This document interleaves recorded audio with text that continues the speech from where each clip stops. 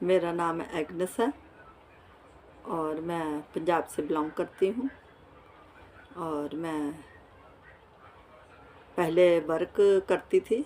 मैं staff nurse की training करी थी और मैं जॉब भी करती थी, लेकिन अब मैं घर में ही रहती हूँ और हाउसवाइफ हूँ, प्लस घर की देखरेख और अपने बच्चों की केयर करती हूँ। क्योंकि सुबह मेरे हस्बैंड काम पे जाते हैं, बच्चे स्कूल में जाते हैं और मैं अपने बच्चों को सुबह ब्रेकफास्ट बना के प्लस लंच बना के उनको स्कूल भेजती हूँ। और फिर हस्बैंड को भी खाना बना के उनके काम पे उनको जाना होता है, तो वो चले जाते हैं खाना लेकर। और फिर दोपहर में बच्चे स्कूल से वापस आते हैं और वो जब आते हैं तो अपना यूनिफॉर्म वगैरह चेंज करते हैं। फिर मैं उनको कहती हूँ अपना मुँह हाथ धोवो, और वो मुँह हाथ धोते हैं, फ्रेश होते हैं। फिर उसके बाद वो लंच ले लेते हैं। लंच के बाद वो थोड़ा रेस्ट करते हैं। तो रेस्ट के बाद मेरी बेटी थोड़ा छोटे बच्चों को ट्यूशन करवाती है, क्योंकि घर का गुजारा चलाना होता है। तो ट्यूशन के बाद वो फिर घर वापस आती है। फिर उसका खुद का 5 बजे का ट्यूशन होता है। वो 11th क्लास में पढ़ती है, तो अपने ट्यूशन में जाती है। क्योंकि उसने मेडिकल ले रखा है, साइंस सब्जेक्ट लिए हुए है, जिस कारण उसको भी कड़ी मेहनत करनी पड़ती है मेरी बेटी को। और इस तरीके से वो फिर घर वापस आती है। फिर मैं उसको चाय या दूध बना के देती हूँ। फिर वो थोड़ा खा के फिर थोड़ा रेस्ट लेती है, आधा पौना घंटा। फिर उसके बाद अपनी पढ़ाई करने लग जाती है। रात को 11 बजे 11:30 बजे तक वो अपना सब्जेक्ट को सिलेबस को पूरा करती है। तो फिर रात को वो सो जाती है।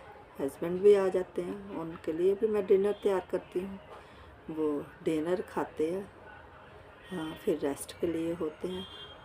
हम एक धार्मिक लोग हैं और पंजाब से बिलोंग करते हैं। हमारा पंजाब बहुत अच्छा है और पंजाब में हरियाली बहुत है, बहुत अच्छा इन्वायरमेंट है। वहाँ लोगों खेती बाड़ी करते हैं। मेरे पापा आर्मी में थे, तो हमारा बहुत अच्छा रहन सहन था पंजाब में। उसके बाद जब मेरे पापा रिटायर हुए, तो रिटायर के बाद उन्होंने खेत खरीदे। फिर हम खेतों में काम करते थे। मेरे 2 भाई, 1 बहन थी। हम चारों मिलके काम करते थे। और हमारे मम्मी पापा, मेरी माँ हाउसवाइफ थी, लेकिन पापा उनको बहुत अच्छे से रखते थे। हमें भी हमारे पापा ने बहुत अच्छी परवरिश दी। हम सबको पढ़ाया लिखाया और हमें ट्रेनिंग भी करवाई, और हम अच्छा जीवन जिए। क्योंकि पापा आर्मी वाले जो होते हैं वो बहुत खुल दिल होते हैं और उन्होंने बहुत अच्छा जीवन जिया होता है। इसलिए हमेशा पापा हमें खुशहाल ही देखना चाहते थे। उन्होंने कभी नहीं सोचा था। फिर उसके बाद मैं पढ़ाई के बाद ट्रेनिंग में चली गई। 3.5 साल का मैंने ट्रेनिंग किया स्टाफ नर्स का। उसके बाद पापा मेरे 91 में एक्सपायर हो गए। फिर मेरे भाई के सिर पे सारा मेरा खर्चा वगैरह आ गया। और भाई ने भी मुझे बहुत, मेरे जो छोटे ब्रदर थे उन्होंने हमें बहुत सपोर्ट किया, और आज भी वो करते हैं हमें सपोर्ट। उन्होंने छोड़ा नहीं हमें, लेकिन आज भी मेरा भाई बहुत अच्छा है, हमें बहुत अच्छे से केयर करता है, हमारा मिलवर्तन, हमारा आना जाना, हमारा दुख सुख हमेशा वो मेरा भाई देखता है। और हम हमेशा अपने ईश्वर से प्रार्थना करते हैं कि उनकी खुशियाँ हमेशा बरकरार रहें, कभी भी कोई संकट उनके जीवन में ना आने पाए। और मेरा परिवार भी बहुत अच्छा है, हमारे पंजाब के लोग भी बहुत अच्छे हैं। हर कोई बड़े अच्छे से एक दूसरे के दुख सुख में खड़े होते हैं, एक दूसरे को मानते हैं, एक दूसरे को आदर देते हैं और हमेशा वो सबके साथ मिलजुल के कोई संकट में हो उसका साथ देते हैं। हमेशा वो ये नहीं कहते कि हम हैं, हम नहीं, वो सबके साथ मिलजुल के रहते हैं।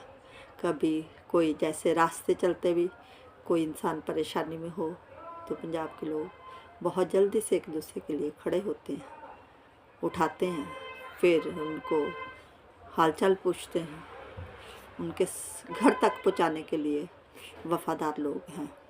हमारे पंजाब का कल्चर भी बहुत अच्छा है। हमारे पंजाब में जैसे कि हमारे भी खेत थे, हम भी खेती बाड़ी मेरे पापा करते थे, तो हम भी उनके साथ हेल्प करते थे, चाहे हम बच्चे ही थे। लेकिन वो जब हमारी खेती बाड़ी अप्रैल 13 को कटाई से पहले एक त्यौहार आता है बैसाखी का, वो त्यौहार पंजाब में बहुत धूमधाम से मनाया जाता है। उसमें मेला लगता है। मेले में बहुत अच्छी अच्छी चीज़ें और बड़ी बड़ी चीज़ें लगाई जाती हैं, जैसे झूले लगाए जाते हैं। लोग उस मेले में, वो 3 दिन का मेला होता है और लोग उसको बड़ी खुशी से उत्साह के साथ मनाने जाते हैं। और वो जो 3 दिन होते हैं, लोग अर्ली मॉर्निंग सुबह उठकर चाहे कोई नदी जो पास में होती है उसमें नहाने जाते हैं, गेहूं के कटाई के लिए खुशी से उस त्यौहार को मनाते हैं और बहुत इंजॉय करते हैं लोग उस त्यौहार के लिए। और बहुत ही अच्छा लगता है। पंजाब का कल्चर बहुत ही अच्छा कल्चर है। हमारे वहाँ पंजाब में अमृतसर ये जगह है, वहाँ एक गोल्डन टेम्पल है। उस गोल्डन टेम्पल में बहुत सारे लोग दूर दूर से आते हैं, एक वहाँ तो दर्शन करते हैं। वो सिख लोगों का वो है त्यौहार, मतलब गोल्डन टेम्पल धार्मिक स्थान है, तो सिख लोग भी, दूसरे लोग भी वहाँ दर्शन के लिए जाते हैं, क्योंकि वो वहाँ का माना हुआ वो है स्थान है। इस तरीके से लोग वहाँ दर्शन के लिए जाते हैं और उस स्थान को देखने जाते हैं। और एक वहाँ जलियांवाला बाग है, वहाँ लड़ाई के दौरान वहाँ गोलीबारी चली थी, उसका नाम जलियांवाला बाग डाल दिया। और वहाँ एक अमृतसर में साइकियाट्रिक हॉस्पिटल है। जब मैं ट्रेनिंग करती थी तो हमें 1 महीने के लिए साइकियाट्रिक के एक्सपीरियंस के लिए भी हमें वहाँ भेजा जाता था। वहाँ मेंटल पेशेंट पाए जाते हैं और वो जो मेंटल पेशेंट है वो अलग अलग तरीके की हरकतें करते हैं, अलग अलग तरीके का उनका मतलब कार्य होते हैं। कुछ मेंटल इतने भयानक बन जाते हैं कि उनको संगलों से भी बांधना पड़ता है। कुछ लोग किसी के प्रेम में वो पागल हो जाते हैं, तो वो फिर उन्हीं चीज़ों को याद कर कर के जब हम वहाँ गए थे तो हम उनकी हिस्ट्री लेने के लिए उनसे हिस्ट्री लेते थे। फिर वो हमें बताते थे हमारे साथ क्या हुआ क्या हुआ। हम बड़े ध्यान से सुनते थे, फिर वो हिस्ट्री को हम नोट करते थे। फिर जो वहाँ हमारी टीचर होती थी जो हमें हमारे साथ हमें पढ़ाने के लिए, सिखाने के लिए जाते हैं, उनको वो सारा रजिस्टर हमें तैयार करके देना होता था कि हमने वहाँ से क्या क्या सीखा है। और बहुत ही अच्छा भी लगता था। वो हमारी एक स्टूडेंट लाइफ थी, ट्रेनिंग लाइफ थी। हमने बहुत कुछ दुनिया में सीखा, क्योंकि जीवन इतना इजी नहीं है जितना लोग कहते हैं और सोचते हैं और करते हैं। लेकिन जीवन जो है वो बहुत ही कठिन है। इस जीवन को जीने के लिए हमें बहुत सारे फेसेस करने पड़ते हैं, सामने करने पड़ते हैं।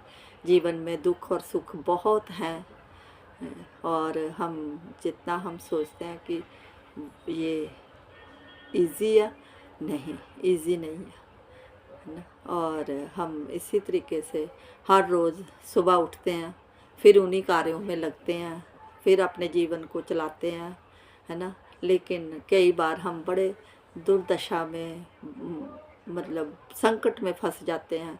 हमारे साथ बहुत कुछ हुआ है, ये नहीं है कि नहीं। हमारे साथ धोखे भी हुए हैं, लोगों ने हमें लूटा भी है, कुछ लोग हमें अपनापन दिखा के तो हमें धोखा दे देते थे। लेकिन हमने अपने जीवन से ये सीखा है कि सीधे बन के नहीं, बहुत एक्टिव अपनी आंखें खोल के जीवन जीना चाहिए, क्योंकि ये जीवन बहुत ही मुश्किल भरा है, स्ट्रगल भरा है, और दुखों का सामना करना पड़ता है। कभी हम यदि सफ़र में जाते हैं तो कोई दुर्घटना हमारी हो जाती है, तो उसमें भी हमें बहुत कुछ सहना पड़ता है। एक बार मैं अपनी बेटी को स्कूल से लेने जा रही थी, तो मेरे हस्बैंड भी साथ थे। पीछे से गाड़ी उससे कंट्रोल नहीं हुई, वो ब्रेक नहीं लगा पाया, उसने हमारे पीछे लगा बड़े ज़ोर से मार दिया।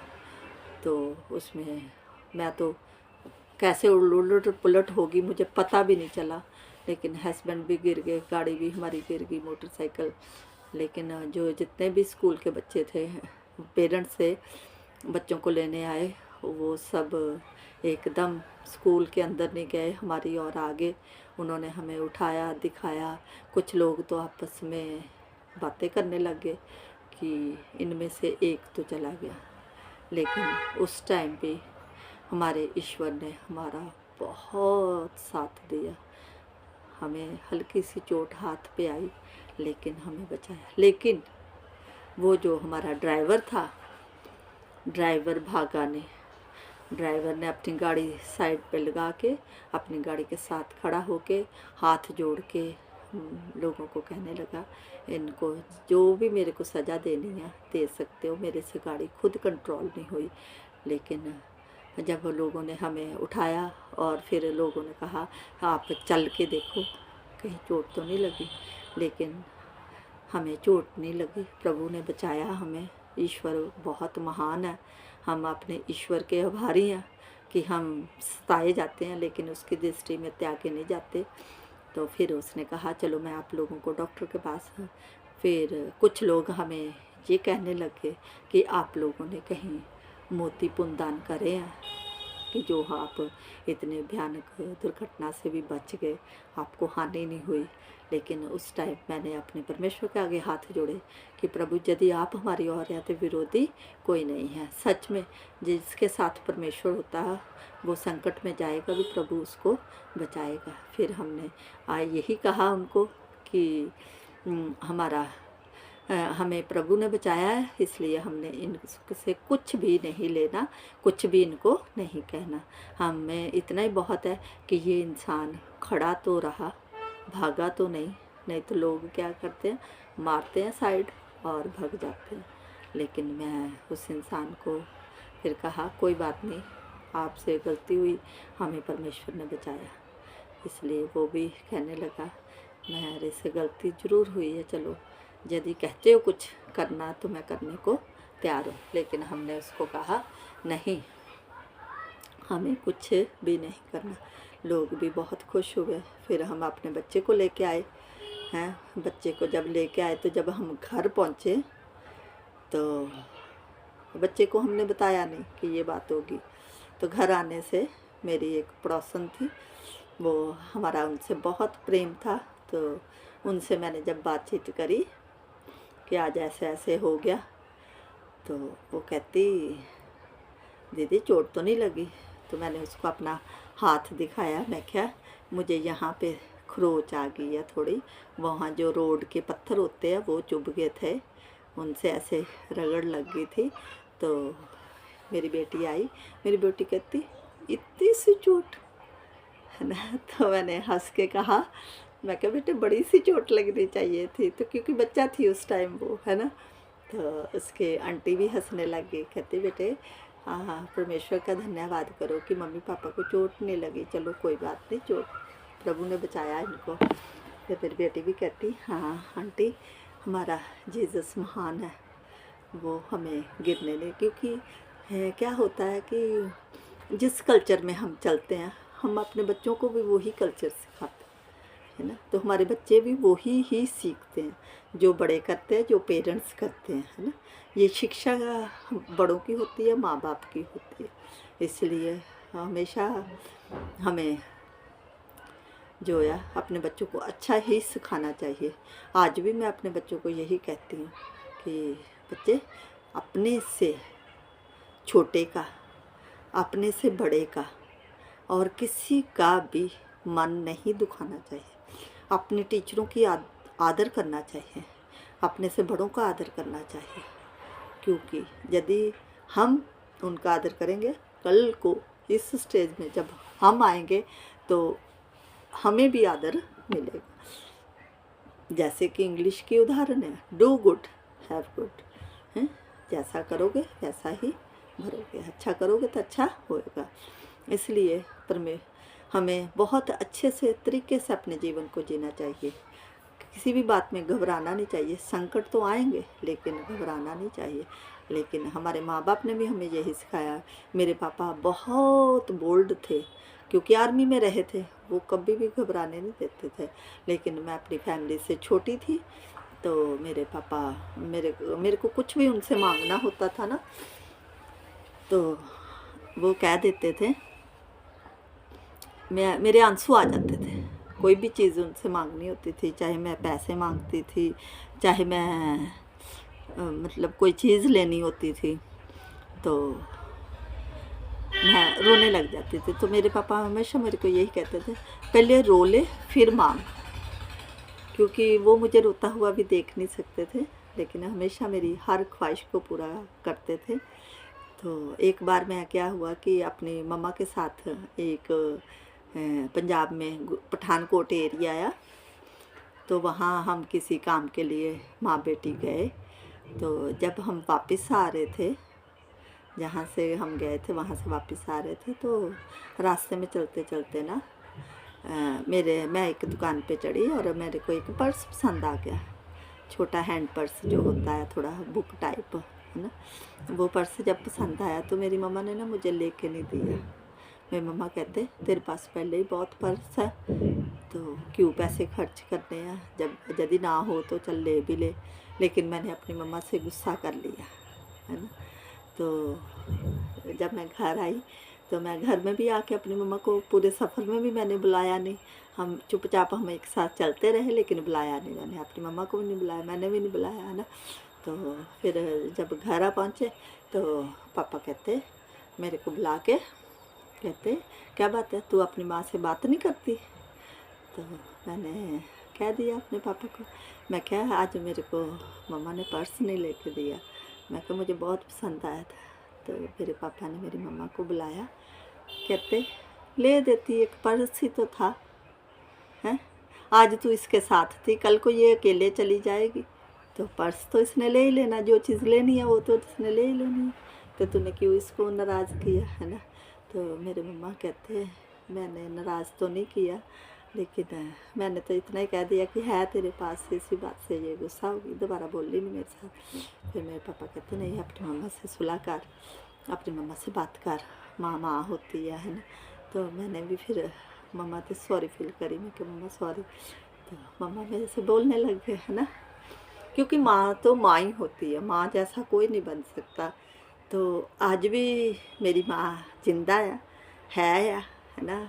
मेरे को लगता है क्रॉस 100 है मेरे मम्मा, लेकिन आज भी कभी जैसे मैं फ़ोन करती हूँ तो मेरे मम्मा मुझे यही कहते हैं तूने आना नहीं। फिर मैं उनको कहती हूँ मैं आऊँगी, क्योंकि माँ जैसा कोई नहीं हो सकता।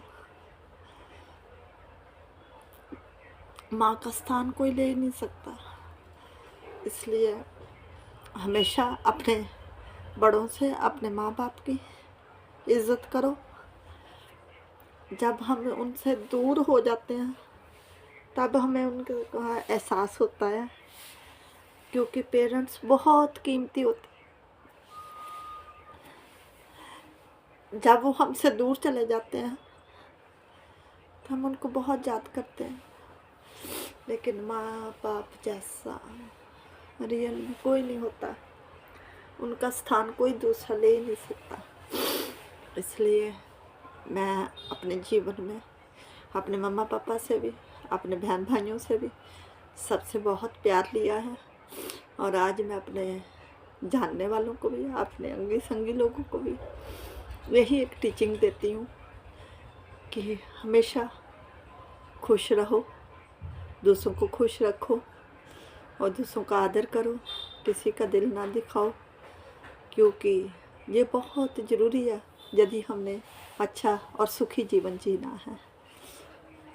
क्योंकि हम इस जीवन की खोज में कहाँ से कहाँ पहुँच जाते हैं, लेकिन जिस मुकाम को हमें चाहिए वो मुकाम हमें मिल नहीं पड़ सकता। उसकी खोज में हम अपने जीवन को समाप्त कर देते हैं और दौड़ते रहते हैं, ढूंढते रहते हैं, लेकिन मिल नहीं पाता। आप कभी भी सोचो कि हमारे मन की ख्वाहिशें कभी पूरी हो जाएं, तो इम्पॉसिबल है। ख्वाहिशें कभी पूरी नहीं होती, आगे की आगे बढ़ती जाती हैं। हमें अपनी ख्वाहिशों को महत्व नहीं देना चाहिए, हमें इंसानियत को महत्व देना चाहिए। यदि आपके अंदर इंसानियत है तो आपसे सारे प्रसन्न रहेंगे, खुश रहेंगे और आपका आदर करेंगे, आपको इज्जत भी देंगे, आपको पहले स्थान पे भी रखेंगे। तो इसी तरीके से हमें एक दूसरे का आदर करना चाहिए और जो कुछ भी हम सीखें और सिखाएं अच्छे के लिए सीखें और सिखाएं।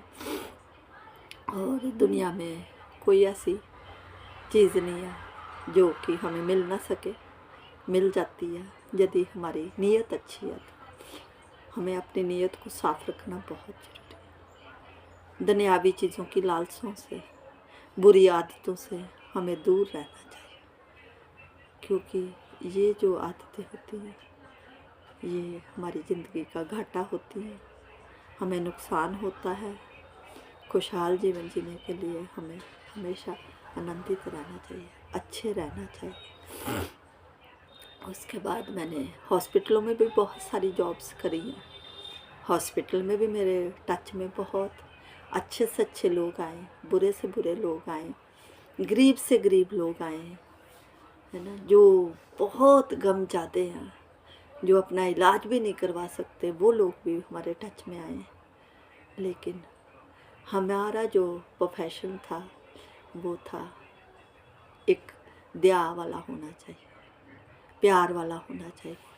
हमें दूसरों के दुख को सुनना है, उसके जख्मों पे मरहम पट्टी लगाना है ना। क्या होता है, बीमार लोग बहुत दुखी हो जाते हैं अपने जीवन से तंग आ जाते हैं। लेकिन यदि सामने वाला, चाहे वो डॉक्टर हो चाहे वो नर्स हो, वो दो शब्द प्यार से बोले, प्यार से हैंडल करे, है ना, तो उनका दर्द कम हो जाता है, उनका दुख कम हो जाता है। वो कहते हैं कि ये डॉक्टर ने बहुत अच्छे ट्रीट किया, ये नर्स ने अच्छा हमें देखा, है ना। तो हमें एक दूसरे का सहारा बनना है ना। ये नहीं कि दुखी को और दुखी करना। यदि हम दुखी को और दुखी करेंगे तो उसके फिर जीने की तमन्ना ही नहीं रह जाएगी। वो कहेगा इससे अच्छा तो मुझे ऊपर वाला उठा ही ले।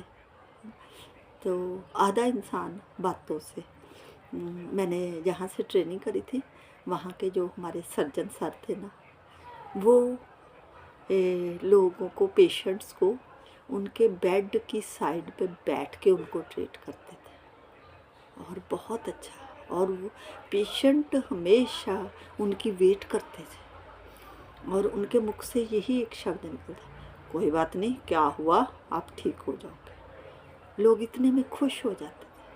हाथ मिलाता था उनसे कंधों पे हाथ मार के उनको कहना आप ठीक हो, चिंता ना करो, है ना। तो लोग इतने में आनंदित हो जाते थे कि हम चंगे। और रैली में उनका इतना अच्छा स्वभाव था, हमने भी उनसे बहुत कुछ सीखा। एक बार जब मैं ट्रेनिंग में थी तो पेशेंट की ना, जो अंदर के पेशेंट्स होते हैं, कुछ गरीब पेशेंट होते हैं, उनकी ना स्लिप फ्री करवानी होती है। तो मेरी ड्यूटी जो ना ओपीडी में थी, तो किसी पेशेंट का स्लिप फ्री करवाना था। तो वो ओपीडी में आए तो मैं उनके पीछे पीछे चले गई कि सर इस पे साइन कर दो स्लिप पे। उन्होंने मुझे कहा नर्स मेरे ऑफिस में आइए, और फिर मैं गई। तो मेरी फ्रेंड्स जो थी वो ना डर रही थी कि हाय सर के ऑफिस में जाएगी, है ना। तो मैं डरती नहीं थी, मैं यही कहती थी कोई बात नहीं, कुछ नहीं तो डांट ही लगा देंगे और क्या करेंगे, है ना। तो फिर मैं मेकअप इन करके अंदर जब गई तो उन्होंने मुझे बड़े प्यार से बोला, कहते नर्स आइंदा मुझे रोड पे कोई भी काम नहीं कहना, कुछ भी काम है तो मेरे ऑफिस में आओ, मेरे से काम। रोड चलते मुझे कभी नहीं बोलना आपने। तो मैंने तुरंत सॉरी फील करी और फिर मैं आ गई। तो उसके बाद हमारी ट्रेनिंग होगी और उनकी वहाँ से डायरेक्टर की पोस्ट ख़त्म होगी, तो उन्होंने अपना नर्सिंग होम खोल दिया। जब उन्होंने अपना नर्सिंग होम खोला तो मेरे को वहाँ जॉब करने का मौका मिल गया। जब मेरे को वहाँ जॉब करने का मौका मिला तो एक बार रिसेप्शन पे ना कोई नहीं था, तो मैं ही बैठ गई रिसेप्शन पे। तो सर जब जाने लगे शाम को तो कहते मेरे को पैसे जो है ना गले में तो वो दे दे। तो कहते फटाफट गिन दे। वो पैसे ना मैं गिन रही थी तो मैं फिर भूल जाती थी, क्योंकि वो मेरे सिर पे खड़े थे। जब अपने से बड़ा बॉस सिर पे खड़ा हो तो हम नेचुरली ऑटोमेटिकली क्या होते हैं, नर्वस से रहते हैं, है ना। तो जब नर्वस रही तो वो पैसे मेरे से ना गिन के फिर मैं भूल जाऊँ। तो फिर सर पता क्या कहते मेरी तरह कभी पैसे देखे हों तो, है ना। तो है ना चुप रही, वो हंस के तो बोल के चले गए। बाद में उनका एक सर्वेंट था, वो भी वहीं उसी नर्सिंग होम में काम करता था, तो कहते उसके हाथ भेज देना पैसे। तो फिर मैंने कहा हाँ जी सर ठीक है, मैं उसके हाथ भेज। फिर मैंने आराम से काउंटिंग करके उसके हाथ में पैसे दे दिए कि सर बोल के गए थे कि इसके हाथ पैसे। फिर वो पैसे लेके चला गया। तो हमने उनके साथ रह के बहुत कुछ सीखा, सर्जरी करनी सीखी, है ना। हम उनके साथ खड़े होते थे, सारी ट्रॉली तैयार करनी। और गुस्से वाले भी बहुत थे, यदि हम कभी उनको गलत इंस्ट्रूमेंट दे देते थे तो वो इंस्ट्रूमेंट ही हाथ में मार देते थे। हाँ, तो डर भी लगता था, लेकिन उनके बराबर हमें खड़े भी रहना पड़ता था और उनकी हर आवाज़ को, इशारे को समझना होता था, क्योंकि जब ऑपरेट कर रहे होते हैं तो जहाँ ब्लीड हो रहा होता तो इशारे से, इंस्ट्रूमेंट से ऐसे करते हैं कि यहाँ से स्क्वीज करो, मतलब ड्राई करो यहाँ से। तो हमें ये सारी चीज़ें ना सीखनी पड़ती थी, देखना पड़ता था, एक्टिव रहना पड़ता था। तो हमने उनसे भी बहुत कुछ सीखा और अच्छा भी लगता था, ये नहीं है कि नहीं। क्योंकि जब हम लर्निंग पॉइंट पे होते हैं ना, तो हमें अंदर से होता कि हम और गहराई में जाएं और सीख जाएं और परफेक्ट हो जाएं, है ना। तो इसलिए डरते हुए भी हम आगे बढ़ने की वो चेष्टा रखते हैं, है ना। तो उनके साथ भी मैंने जॉब किया, मुझे बहुत अच्छा लगा, बहुत ही अच्छा लगा। फिर उसके बाद मैं दिल्ली में आ गई। दिल्ली में आके भी मैंने बहुत अच्छी अच्छी जॉब्स करी, अच्छे अच्छे लोगों के टच में आई और अच्छा अपना जीवन निर्वाह किया। लेकिन आज भी हम खुश हैं। कुछ पेशेंट ऐसे होते थे कि जो मेरी वेट करते थे। कभी मेरी मॉर्निंग ड्यूटी होती थी, कभी इवनिंग ड्यूटी होती थी, कभी नाइट ड्यूटी होती थी, क्योंकि आपको तो पता है मेडिकल लाइनें ऐसी ही होती है ना। तो उसमें जो पेशेंट कि कुछ सिस्टरों को, कुछ डॉक्टरों को बहुत पसंद करने लग जाते हैं। तो जैसे मेरी मॉर्निंग ड्यूटी होती थी तो मेरे से 4 बजे का इंजेक्शन, 6 बजे वाला इंजेक्शन कह देते थे अभी लगा जो सिस्टर, आपके हाथ से दर्द नहीं होता। तो मैं कहती थी नहीं अभी टाइम नहीं हुआ, वो सिस्टर क्या बोलेगी, है ना। तो पेशेंट यहाँ तक कह देते थे कोई नहीं, हम मतलब बोल देंगे कि हमने उस वाली सिस्टर से अपने आप लिखवा लिया। तो मैं उनको बहुत समझाती थी नहीं ऐसे नहीं हो सकता। तो यदि मेरी इवनिंग ड्यूटी होती थी तो मॉर्निंग के इंजेक्शनों के लिए इवनिंग में पेंडिंग छोड़ देते थे कि आप आओगे तो लगाओगे, है ना। तो फिर मेरे को कई बार गुस्सा भी आ जाता था कि ऐसे, फिर दूसरा स्टाफ भी गुस्सा करने चिढ़ने लग जाता है कि उसके हाथ में ऐसा क्या है। तो मुझे समझाना पड़ता था, है ना। तो कुछ तो मेरे वार्ड में 4 टाइप्स के पेशेंट्स होते थे, मेडिकल के, ऑर्थो के, आई के, मेडिसिन के। तो बहुत अच्छा मतलब एसी वार्ड था मेरा। तो वहाँ जो आई के पेशेंट होते थे ना, तो वहाँ तो ज़्यादातर मतलब एजड ही लोग, मतलब माता लोग होती थी। तो जैसे मेरी ड्यूटी मॉर्निंग में होती थी, जहाँ मैं इवनिंग टाइम आती थी 2 बजे की ड्यूटी पे, तो सारे पेशेंट ऐसे करके ना हाथ जोड़ के अपने अपने बेड पे ऐसे बैठ जाते थे। तो मैं ना जाना, बेड टू बेड मैं जाती थी और उनके हाथ ऐसे पकड़ने, मैंने माता जी मुझे नमस्ते किया करो लेकिन हाथ जोड़ के ना किया करो, है ना। तो ऐसे करके ये इतना सब जो मैंने बोला, वो सब दौर जो मेरा ये दिल्ली का दौर था। जब मैं दिल्ली में आई तो मुझे 20 साल हो चुके हैं। उस 20 साल में 2007 में मेरे हस्बैंड बहुत सीवियर बीमार हो गए। उन दिनों भी मैंने उनको भी हॉस्पिटलाइज़ किया, उनका ट्रीटमेंट किया और बहुत ही उनकी नाजुक हालत थी। ऐसे लगता था कि ये अब बचेंगे नहीं, लेकिन मैंने बहुत सारी प्रार्थनाएं अपने ईश्वर के आगे करी। प्लस मैंने साथ में जॉब भी करती थी, साथ में मैं उनको भी देखती थी और घर को भी चलाती थी। तो ऐसे हमारा ये जीवन भी बहुत स्ट्रगल भरा रहा, लेकिन फिर भी हमारे प्रभु ने हमें छोड़ा नहीं। हमारा परमेश्वर हमारे साथ साथ रहा और उन्होंने फिर से इनको नया जीवन दिया। फिर तब भी हम किराए पे ही रहते थे और इनकी दवाई का खर्चा, प्लस रेंट का खर्चा, प्लस अपने आने जाने का, घर के खर्चों का सारा बोझ मेरे ऊपर ही था। और फिर भी मैंने कभी हिम्मत नहीं हारी। परमेश्वर हमारा, उसी जो मेरी सैलरी थी उसी में गुजारा हम करते थे, हर चीज़ को मैं देखती थी। उसके दौरान फिर धीरे धीरे जैसे रिकवर हुए, उसके बाद हमने दिल्ली के अंदर रहकर एक प्लॉट ख़रीदा, जो कि वो दिल्ली NCR सूरजकुंड रोड पे प्लॉट लिया था हमने 115 गज का। फिर हमने काफ़ी देर उसको किश्तें दी, उसका सारा पूरा किया। फिर उसके बाद हमने थोड़ा बनाया, तो बनाने के बाद फिर हमने वहाँ रहना भी शुरू किया। जब हमने वहाँ रहना शुरू किया तो उसके दौरान हमारे परमेश्वर ने हमसे बातचीत करी कि आप मेरी सेवा में लगो। उसके बाद हमने घर के साथ साथ चर्च भी बनाया।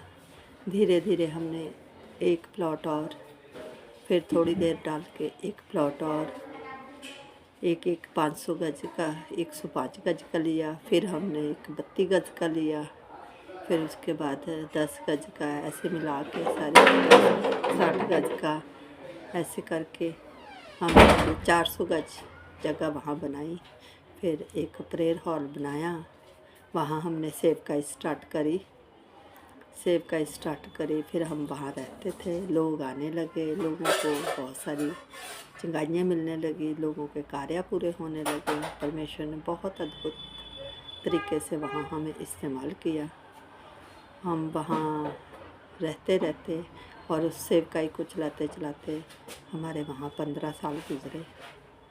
जब 15 साल गुज़रे तो एक गवर्नमेंट का ऑर्डर आया।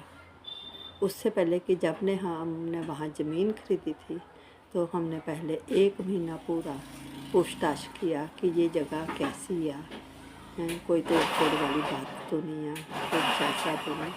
हम 1 महीना रोज़ मैं मेरे हस्बैंड आते थे और उसकी वेरीफाई करते थे। फिर लोग हमें बोलते थे कि हम तो मरे भी यहीं हैं, हमारे बाप दादे भी यहीं रहे हैं, तो अभी तक तो कोई टूटने का नाम नहीं है।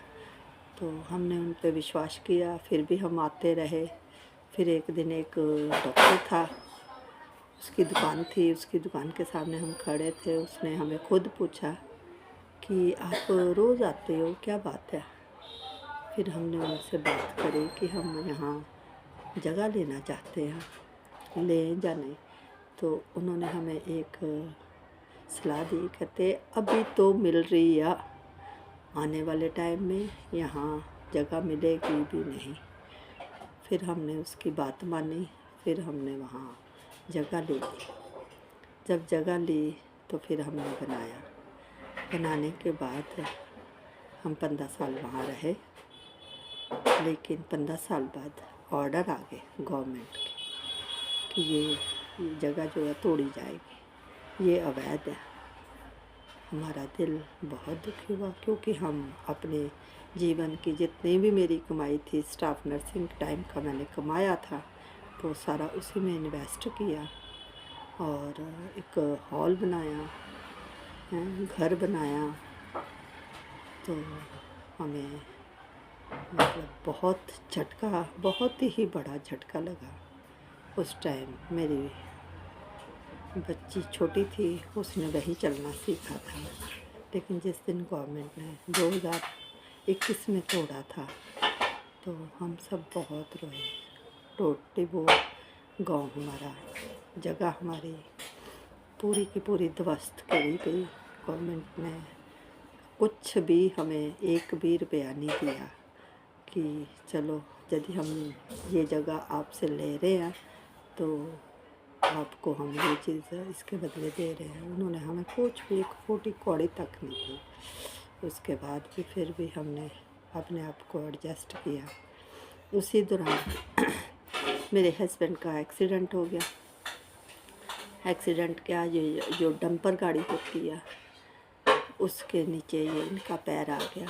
लेकिन खुदा का शुक्र, ऊपर वाले का शुक्र है कि उसने ड्राइवर ने एकदम ब्रेक लगाई। किसी ने आगे से बोला बंदा नीचे आ गया, तो उनकी हड्डी क्रैक होने से तो टूट गई, लेकिन उसकी जो पैर की हड्डी थी हिल गई। हिलने के बाद काफ़ी टाइम उनको हमने फिर से ट्रीटमेंट करवाया, उनको हॉस्पिटल से हम चक्कर काटे। ये बहुत ही ज़्यादा हमारे पे संकट आता ही चला गया। उसके दौरान 4-5 महीने बाद उनको डॉक्टर ने प्लास्टर पे रखते हुए 4-5 महीने बाद बोला कि अब धीरे धीरे पैर रखना शुरू करो। तो फिर इन्होंने थोड़ा तरक्की करी। उस पे भी, उस दौरान भी सारा काम, आना जाना, जॉब पे जाना मेरे सिर पे आ गया। जब फिर ये थोड़ा ठीक हुए, फिर धीरे धीरे इन्होंने चलना शुरू किया। उस टाइम भी हम किराए पे आ चुके थे। अभी भी हम फ़िलहाल किराए पे ही रह रहे हैं, क्योंकि अब हमारे पास इतना, क्योंकि बजट भी नहीं है कि हम बच्चों की पढ़ाई करवाएं, जहाँ प्लॉट खरीदें, जहाँ दोबारा से कोई रिकन्स्ट्रक्शन करें। इतना हमारा बजट नहीं है। लेकिन फिर भी चलो, परमेश्वर ने जिंदा रखा, यही हमारे लिए काफ़ी है, क्योंकि हम उसका धन्यवाद करते हैं जिसने आज तक हमें जिंदा रखा है। दुख तो मुसीबतें तो बहुत है, लेकिन फिर भी परमेश्वर ने सुना। उसी दौरान मेरे को बिल्ली ने काट लिया। फिर मैंने काफ़ी देर कष्ट डाला पाया, क्योंकि बिल्ली ने छोटा मोटा नहीं, बहुत ज़्यादा काटा। मेरी चेयर के नीचे आके बैठ गई थी तो मैं उठने लगी, मेरा पैर उस पे आ गया, उसने तुरंत मुझे बहुत सीवियर तरीके से काट लिया। फिर मुझे हॉस्पिटल जाना पड़ा, टीके लगवाने पड़े 5। तो फिर मेरे को भी काफ़ी देर उस पैर में मेरे को भी काफ़ी देर कष्ट सहना पड़ा। तो फिर मैं जब चंगा हुई, फिर दोबारा मैंने जॉब करना शुरू किया। लेकिन जॉब के बाद भी बिटवीन चलते चलते मेरी तबीयत खुद की भी फिर से डाउन हो गई कि मेरे को लो थायराइड हो गया, मेरी सेहत कमज़ोर हो गई, मेरे को वीकनेस बहुत आ गई। तो फिर मुझे जॉब से हटना पड़ा। अब मैं घर ही देखती हूँ, जॉब पे नहीं जा पाती, क्योंकि अब मेरी उस लायक सेहत नहीं है कि जो मैं कुछ कर सकूं। लेकिन फिर भी मुझे घर में रहते हुए भी अच्छे खाने बनाने का शौक़ है, आए गए कि मेहमान नवाजी करना भी मुझे शौक़ है। प्लस मुझे गार्डनिंग करना बहुत शौक़ है। मैं थोड़े गमले लेके उनमें सब्ज़ी वगैरह लगा लेती हूँ, जैसे टमाटर के पेड़, मिर्ची के, धनिया के पेड़ घर से ही उखाड़ के। इन दिनों मैंने करेले की बेल और एक पालक की बेल लगती है, वो लगाई हुई है। और मुझे बहुत शौक़ है, मैं अपने आप को बिज़ी रखना पसंद करती हूँ ताकि समय जो है बहुत आराम से बीते। और अब मेरे हस्बैंड थोड़ा अपने काम पे जाते हैं, तो स्कूल जाते हैं, तो जो टाइम इन्हीं कार्यों में गुजर जाता है। लेकिन मैं अपनी बेटी को बहुत अच्छे तरीके से सिखाती हूँ कि बेटे बड़ों का आदर करोगे तो बहुत अच्छा रहेगा। ऐसे ही इसके रिलेटिव मैं एक स्टोरी आपको बताती हूँ। एक माँ बेटी थी। माँ जो है बहुत रिलीजियस सी, धार्मिक विचारों वाली थी, धार्मिकता से प्यार करती थी। और उसकी बेटी उतनी ही मतलब ऑपोजिट चलने वाली, जो मतलब माँ के विपरीत चलना। लेकिन माँ उससे बहुत परेशान थी, उसको बहुत समझाती थी कि जब तू घर से निकले तो अपने ईश्वर का नाम लेके निकला कर, अपने ईश्वर को साथ लेके चला कर। लेकिन वो बेटी काफ़ी बिगड़ गई जब। तो वो एक दिन कहती अपनी माँ को, जब घर आई तो कहती मुझे सुबह जल्दी उठा देना। तो माँ कहती मैं नहीं उठाऊँगी। माँ गुस्से से कहती है कि तू गलत जगह जाती है, गलत काम करती है, तो मैं नहीं उठाऊँगी। तो वो सो जाती है। वैसे अपनी माँ को कहती ठीक है, नहीं उठाना ना। उसके दोस्त लोग उसके घर के बाहर आ जाते हैं, वो बेल बजाना शुरू कर देते हैं।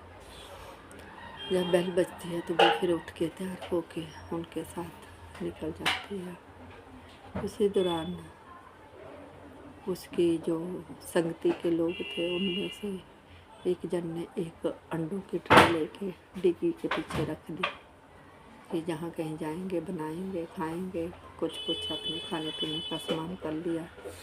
तो उसके बाद जब वो जा रहे होते हैं तो जाते जाते उनका ना बहुत सीवियर एक्सीडेंट हो जाता है। तो वो सब मर जाते हैं। जब मर जाते हैं, इतना भयानक एक्सीडेंट होता है। तो उसकी खबर जब उसकी माँ को पहुँचाई जाती है कि ऐसे ऐसे बेटी का एक्सीडेंट हो गया, जितने भी लोग थे उसमें मर गए हैं। उसके बाद लोग वहाँ पहुँचे, लोगों ने देखा, उनको निकाला, है ना। तो वो बात थी ये कि उसने अपने माँ को एक बहुत बड़ी बात है कि तू अपना परमेश्वर अपने पास रखा कर, मुझे तेरे परमेश्वर की ज़रूरत नहीं। लेकिन उसकी माँ बहुत दुखी होती है कि उलट कामों में टाइम व्यस्त करती है, सही मार्ग पकड़े तो सही रहे, है ना। तो लेकिन वो लड़की मानती नहीं है। लड़की कहती है मैंने नहीं इन बातों को मानना। लेकिन माँ बहुत दुखी होती है जब। तो फिर ऐसे करके उनका ना एक्सीडेंट। जब उस गाड़ी को देखते हैं, गाड़ी बिल्कुल पिचक जाती है, उसके सारा कुछ बिगड़ जाता है गाड़ी। लेकिन पीछे का डिग्गी जब खोलता तो अंडा एक भी नहीं टूटा होता है ना।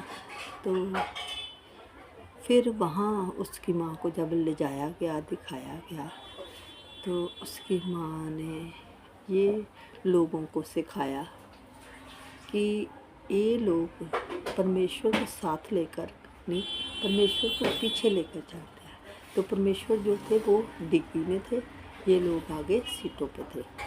तो वो लोग कहते हैं अंडे तो खाते हैं लेकिन ये लोग एक भी नहीं बचा। ऐसे करके फिर उनकी माँ बोलती है, कहती यहाँ ईश्वर थे इसलिए अंडा एक भी चोट नहीं खाया, लेकिन ये लोग परमेश्वर से दूर थे तो परमेश्वर की दूरी ने इनको नाश कर दिया। ऐसे ही मनुष्य का जीवन है, जब हम अच्छे मार्गों पर चलते हैं तो परमेश्वर हमारा साथ देता है। यदि हम बुरे मार्गों पर चलते हैं तो नेचुरली धोखा ही खाते हैं, बुरा ही होता है हमारे साथ, कोई भी साथ देने को तैयार नहीं होता है ना। सब कहते हैं इसको क्या सलाह मशवरा देना, ये तो किसी की सुनने वाला नहीं है। इसी तरीके से फिर ये जीवन जो है उसकी माँ का अकेले बिताना पड़ता है उसको, और सोचती है कैसे आगे का जीवन जीऊँगी, अकेले कैसे जीऊँगी, है ना। ये चीज़ें हमें अपने बच्चों को अभी से सिखाना है कि गलत मार्ग जो है वो अच्छे नहीं होते, वो बड़े बुरे होते हैं। अच्छे मार्गों पर चलोगे अच्छी तरक्की के रास्ते मिलेंगे। और हमेशा हमें एक दूसरे को अच्छी शिक्षा देनी चाहिए, एक दूसरे के साथ बंध के चलना चाहिए। बाकी अभी मेरे बेटी स्कूल में अच्छे से पढ़ रही है, अभी वो अपने ट्यूशन जो है उन बच्चों को भी परमेश्वर का ज्ञान देती है। और हम भी किसी को भी मिले जो उनको हम अच्छी स्टोरी बताते हैं कि ऐसा नहीं ऐसा जीवन जीना चाहिए, तो ऐसे करके जीवन जो है वो सुखी निकलता।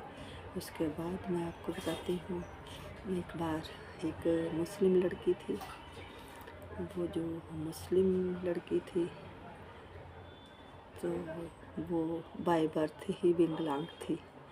जब वो विकलांग थी तो उसके पापा जो वो मुसलमान थे, तो ये मुसलमान जो लोग होते हैं वो वहाँ मक्का मदीना जाते हैं, और जब वहाँ जाते हैं तो वहाँ एक कुंड सा होता है, उसको बोलते हैं जिमजिमिया का पानी, जिमजिमिया।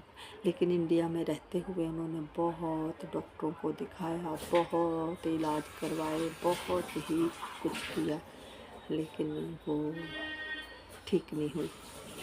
फिर उसके पास उसके साथ लिए उन्होंने दो मेड रखी होती है, उसकी केयर टेकर रखी होती है दो। फिर वो जब नहीं ठीक होती तो फिर उसके पापा उसको ना उसकी दोनों मेड और खुद और वो बेटी को लेके अमेरिका चले जाते हैं। अमेरिका जब जाते हैं तो वहाँ के एक डॉक्टर को ये दिखाते हैं। जब वो डॉक्टर इनको मिलता तो वो देखता है, तो जब वो उसके सॉरी सारे बॉडी का वो करते हैं टेस्ट, लेकिन उसका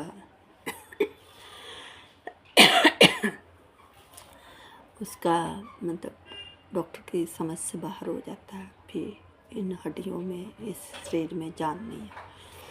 जब वो जान कहता है तो फिर उसके मुख से निकलता है कि डॉक्टर तो कोई इसको ठीक नहीं कर सकता, लेकिन एक ईश्वर है जो इसको चंगा कर सकता है।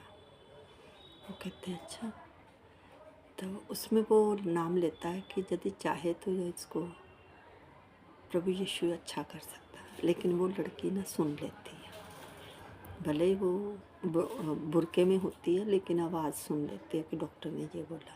लेकिन वो मन ही मन में परमेश्वर को कहना शुरू कर देती है, बोलना शुरू कर देती है कि ईश्वर यदि आप चाहो तो मैं चंगा हो सकती हूँ। ऐसे करके जब वो बोलती रहती, फिर ये वहाँ से अमेरिका से उसके पापा और वो दो मेड्स होती हैं वो लेके उसको वहाँ चले जाते हैं, जो इनका वहाँ जिमजिमिया का पानी होता है ना, तो वहाँ ये जब जाते हैं तो वो जो पानी होता है जिमजिमिया का, तो वहाँ कहते हैं जो इनका मतलब विश्वास है कि उस पानी में जिसको उतारते हैं, तो जब उसको उस पानी में उतारते हैं तो वो तुरंत चंगा होके निकल जाता है। तो इन्होंने ऐसा ही वहाँ किया, उसको पानी में उतारा, लेकिन लड़की वैसी की वैसी रही। उसका नाम था गुलशन। जब वो वैसी की वैसी रही तो उनको लगा कि ये तो चंगी नहीं हुई, ये क्या हो गया। उसके पापा बहुत दुखी हो जाते हैं उससे कि ये तो चंगी नहीं हुई। फिर वहाँ से फिर दोबारा वापसी की टिकट करवाते हैं, उसको भी उसी हालत में लेके घर आ जाते हैं। जब घर आते हैं तो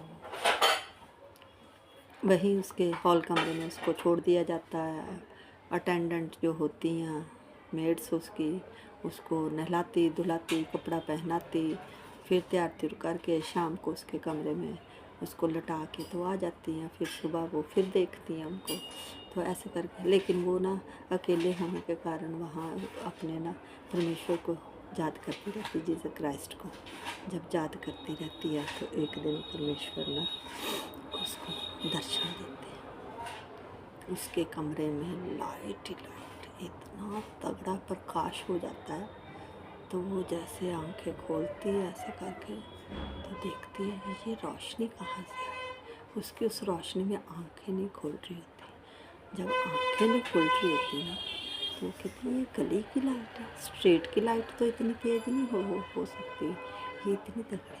फिर तभी उसको परमेश्वर के दर्शन होते हैं, है ना।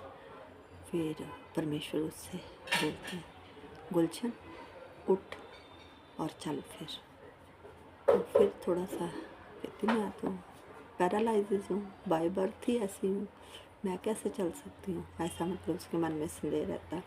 लेकिन फिर दूसरी आवाज़ आती है, फिर परमेश्वर उसको दर्शन में बोलते हैं, कहते गुलशन उठ और चल। तो फिर वो कोशिश करती है चलने।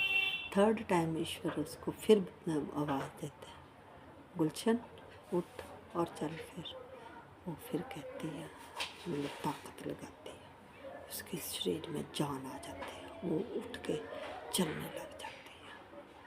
जब 3 बजे का टाइम था तो परमेश्वर ने उसको दर्शन दिया, लाइट होगी, प्रकाश हो गया उसके ऊपर, वो फिर चलने लगी। जब चलने लगी तो सुबह के 5 बजे फिर वो इतनी खुश, इतनी उसको शक्ति मिल गई कि वो 3 बजे से जैसे उठ गई दोबारा वो लेटी नहीं, चलती ही रही, क्योंकि इतने सालों से वो चली नहीं थी, बाय बर्थ ही नहीं वो चली थी। तो ऐसे करके वो फिर चलती जाती है। तो उसकी चाची जो होती है ना, उसकी पापा के मतलब भाई बने होते हैं, जैसे धर्म के भाई। तो वो उसकी वाइफ आती है उसको देखने और चाय देने। तो जब वो आती है तो वो उसके कदमों की आहट सुन के उसकी चाची तो बड़ी परेशान हो जाती है। कहती ये आज आवाज़ किसकी, कौन वहाँ चल रहा है इसके कमरे में, गुलशन के कमरे में आज कौन है। तो वो बड़ी हैरान होती। तो जैसे उसकी चाची अंदर एंटर करती है ना, तो चाची कहती है अल्लाह ने तेरे को ठीक कर दिया। वो खुश हो गए, उसकी खुशी की सीमा नहीं रहती। कहती तेरे को अल्लाह ने ठीक कर दिया। वो कहती नहीं चाची जी, मेरे को अल्लाह ने नहीं, मुझे जीसस क्राइस्ट ने चंगा किया। कहती क्या नाम ले रही है, बड़े गुस्से से बोलती है उसको, क्या नाम ले रही है। तो कहती नहीं ये सच है ना। फिर वो उसकी चाची सारे वो मतलब फुला देती है, गुलशन ठीक होगी, गुलशन चलने लगी। वो सबको कहती मुझे जीसस क्राइस्ट ने चंगा किया। लेकिन घर वाले मानने को तैयार नहीं, फिर वो उसको परमेश्वर दर्शन देते हैं। फिर परमेश्वर उसको दिखाते हैं, तू कहाँ जा, कहाँ से तेरे को बाइबल मिलेगी, कहाँ से तू पढ़ेगी। तो फिर जाती है, जब जाती है तो पादरी के घर जाती है, वहाँ से बाइबल लेके, अब तो प्रीस्ट भी उसको बाइबल नहीं देता, कहता कि आप मतलब मोहम्मद और मैं नहीं बाइबल दूँगा, लोग मेरे विरोध में खड़े ना हो जाएं। लेकिन वो कहती नहीं पादरी साहब, मेरे को प्रभु ने कहा तू वहाँ जाकर। फिर वो प्रीस्ट भी जो होता है ना, जिससे बाइबल लेके जाती, वो भी प्रभु के चरणों में प्रेयर करता है, कहता कि मैं उसको बाइबल दूँ या ना, परमेश्वर मेरे से बातचीत कर। फिर परमेश्वर उससे बातचीत करते हैं, है ना। तो परमेश्वर की तरफ से आवाज़ आती है, हाँ दे दो बाइबल। तो फिर वो बाइबल देता है ना। फिर वो बाइबल लेके घर आती है, फिर पढ़ना शुरू करती है। पढ़ते पढ़ते उसका ज्ञान बढ़ जाता है। फिर एक दिन वो अपने उसके दीदी जीजा जी आते हैं, वो उसको ले जाते हैं। वो भी उसको मना करते हैं, कहते कि तू जीसस क्राइस्ट का नहीं नाम लेना, तू अल्लाह का नाम लिया कर। वो कहते नहीं, मेरे को जब चंगा ही जीसस क्राइस्ट ने किया, मैं नहीं नाम ले सकती उसका, अल्लाह का, है ना। ऐसे करके उनमें बहुत मतलब और को होता, बहुत वाद विवाद होता है। तो कहते फिर उसकी दीदी जीजा उसको ना जेल में डाल देते हैं, जेल में गुस्से से डालते हैं। फिर वो जेल में रहती है, जिसने कभी काम नहीं किया होता, किसने कभी, है ना। तो वो तो बहुत नाजुक डेलिकेटेड सी होती है। फिर वे ये जेल में भी रहती है। फिर जेल की जो लेडीज़ होती हैं उनको वचन सुनाती है। जब उनको वचन सुनाती है तो वहाँ की जेल में भी उनको भी रिहाई मिल जाती है, इसको भी रिहाई मिल जाती है अच्छे करैक्टर पे। फिर इसको रिहाई हो जाती है। फिर इसके वही दीदी जीजा जी इनको कॉल करते हैं कि ले जाओ अपनी मतलब बहन को, इसमें कोई दोष नहीं है। फिर वो लेने जाते हैं। फिर ये जब वहाँ से उठाती है तो अपने भाई के घर ले जाती है। भाई के घर रात के 2 बजे उसको कहते हैं कि तुम मतलब क्या कि मैं अल्लाह को मानूंगी, जीसस क्राइस्ट को नहीं मानूंगी। लेकिन जो उसके ब्रदर होते हैं वो कहती नहीं, मैंने जीसस क्राइस्ट को मानना। तो जब वो ऐसे करते हैं तो उसका भाई उसके यहाँ पे बंदूक रख देता है, कहता है हमने तेरे को मार ही देना, चांद से रहने नहीं देना। फिर वो उसकी बहन जो जीजा जी होते हैं वो उसको ना 2 बजे घर से निकाल देते हैं। जब वो घर से निकलती है तो एक स्टैंड पे आती है। जब स्टैंड पे आती है तो वहाँ खड़ी होती है। तो रात के इतने टाइम पे कौन आएगा उसको लेने या कौन करने आएगा, है ना। तो जब वो वहाँ पहुँचती तो एक ऑटो आता है, वो होता है जो इंसान उसी के पास रोकता, उसमें बैठती है, कोई किराया नहीं, जहाँ उसने जाना होता वहाँ उसको छोड़ देता। तो जब वो उतरती है तो देखती है उसको किराया पूछने के लिए, तो उसके हाथ पे ना एक पतरस नाम लिखा होता है, हाँ बाजू के फ्रंट साइड पे यहाँ पे तो पतरस नाम लिखा होता। तो वो फिर सोच दिया कि ये तो परमेश्वर की योजना थी मुझे यहाँ तक छोड़ने के लिए, है ना। तो वो फिर छोड़ दिया उसको, छोड़ के वो उसी टाइम अलोप हो जाता है ना? लेकिन वो परमेश्वर को नहीं छोड़ती। फिर वो उस प्रीस्ट के घर में रहती है, वहाँ से निकल के प्रीस्ट के घर में बर्तन धोती है। उसके हाथों में सर्फ की ना, सर्फ से मोरियाँ जो साबुन होता है बर्तन धोने वाला, उससे छेद हो जाते हैं, खून निकलता है। फिर वो कहती है हाय खून। फिर परमेश्वर उसी टाइम उससे बात करता है, तो इतने से खून को देख रही है, मैंने तो तेरे को कलवरी क्रूस पे इतना बड़ा वो कर दिया है, मतलब बलिदान दे दिया तेरे लिए। फिर वो कहती नहीं, प्रभु मुझे क्षमा करना, है ना। ऐसे करके फिर वो वहीं प्रीस्ट के घर रहती है, वहीं सेवा पाई करती है लोगों की। फिर वहाँ से फिर उसको एक फ़्लाइट मिल जाती है अमेरिका की। आज वो अमेरिका में और सेवकाई चला रही है। अब उसका नाम गुलशन से चेंज होकर उसका नाम एस्तर रख दिया गया है, और आज भी वो जिंदा है और आजकल यूएसए अमेरिका में सेवकाई कर रही है। परमेश्वर ने उसको बहुत अच्छे रीति से चंगा किया और उसने एक प्रतिज्ञा करी, परमेश्वर से वायदा किया, प्रॉमिस किया कि मैं सेवा करूँगी तो कभी आपकी सेवा करूँगी, आपके लिए ही जीऊँगी। तो प्रभु ने उसके ऊपर बहुत बड़ा उपकार किया। ऐसे ही मेरी ये कहानी का मतलब है कि यदि हम अच्छा जीवन जिएं, परमेश्वर के साथ साथ चल के जिएं, बेशक कष्ट आएंगे, कष्ट तो बहुत आते हैं, लेकिन हमें ये विश्वास करना है कि सदा काल के लिए हमारा यहाँ कुछ भी नहीं है। सब कुछ हम मेहमान होती हैं, यहाँ मेहमान जीवन जीना है। जो प्रभु की आज्ञा हो हमारे जीवन में वो ही हमें पूरी करनी है। हमें संसारिक चीज़ों में देखो ये रिश्ते नाते भी जो है वो हमारे इस संसार में है, ना कि ऊपर है। ऊपर हम अकेले आए हैं तो अकेले ही चले जाएंगे। इसलिए हमें हर समय परमेश्वर के चरणों में रहना चाहिए, उसकी आज्ञाओं का पालन करना चाहिए, वचन को मनन करना चाहिए, उसकी हजूरी में, उसकी ड्योड़ियों में हमें जीवन व्यतीत करना चाहिए। क्योंकि हम दुनिया में आके दुनिया के बन चुके हैं, लेकिन दुनिया हमारी नहीं है, क्योंकि परमेश्वर से बड़ा कोई नहीं है। इसलिए प्रभु हमारे साथ रहे, आप सबके भी साथ रहे। जो भी मेरी इस वीडियो को देखे वो भी इस अपना मन फिराए, अच्छे मार्गों पे चले, अच्छी आदतों को अपनाएं, हाँ बड़ों का आदर करें और हर एक के मददगार रहें, सहाय बन के रहें। और हर समय हमें एक दूसरे के प्यार में चलना चाहिए।